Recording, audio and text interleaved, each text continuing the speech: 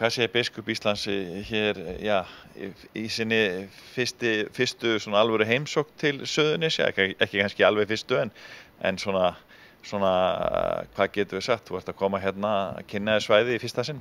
Já, ég er að vísitera sem sagt Kjalarnes prófastsdæmi og byrjaði á Bessastöðum miðjan mars og síðan hef ég farið upp í Kjós í Reynivallaprestakall að skoða kirkju þar og hitt fólk þar og svo er ég komin hér á Suðurnesin, búin að vera í Garðinum og skoða Útskálakirkju, búin að vera í Sandgerði og skoða Hvalsneskirkju og safnaðarheimilið, hitta fullt af fólki, fara í fyrirtæki, skóla, leikskóla, grunnskóla og fjölbrautaskólann í Keflavík svo ég var þar í gær og fyrirtæki sem að framleiði skólamatinn sá ég líka í gær, mjög skemmtilegt að sjá það og svo er ég hérna í Njarðvík í dag og fer svo hér eru 3 kirkjur og 3 sóknir í prestakallinu og ég fer á alla staðina.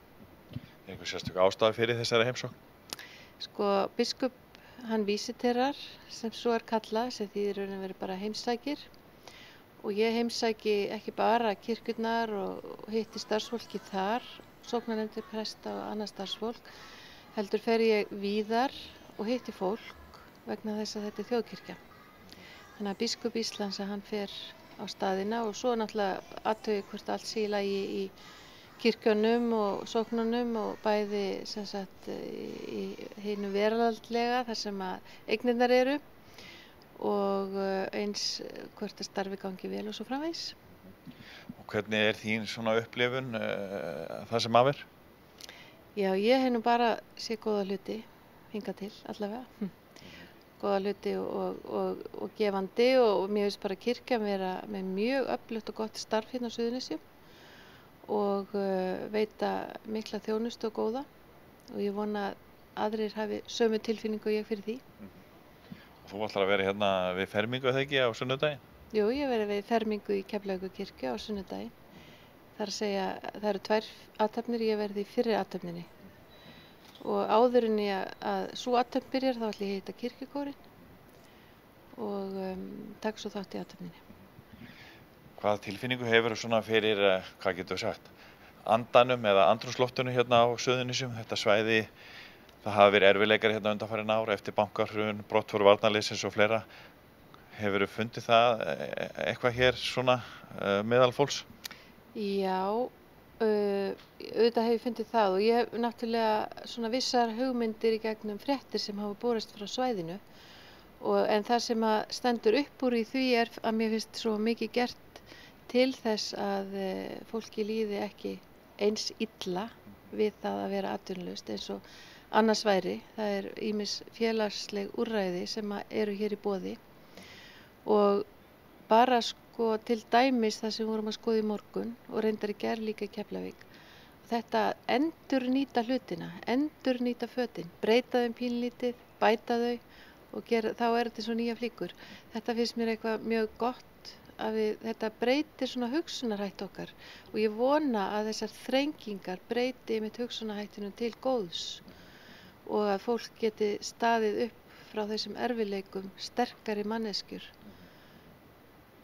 Það var einn af prestunum hér á Suðurnesjum sem sagði í athöfnum páskana að kirkjurnar fylltust þegar það væri vandræði en þegar það væri góðæri og allt í góðu þá væri fáir í kirkju. Hefur þú sömu tilfinningu? Já, ég hugsa að sé nú þannig. Er það ekki bara þannig í lífinu almennt að við leitum í erfiðleikum og bágindum okkar og leitum við kannski þar sem við höldum að það sé hjálp að fá og styrk að fá og eitthvað uppbyggilegt og gott.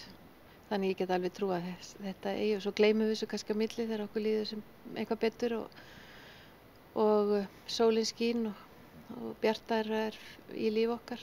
Ég held það bara, er þetta ekki bara svona mannlegt? Ég held það. En svona á heildina litið ánægð og skemmtilegt að koma á nýja staði? Já, það er mjög gaman og þetta er náttúrulega forréttindi að fá að vera biskup og fara á alla þessa staði og hitta allt þetta góða fólk og sjá allt sem er hér í gangi sem er ekki lítið.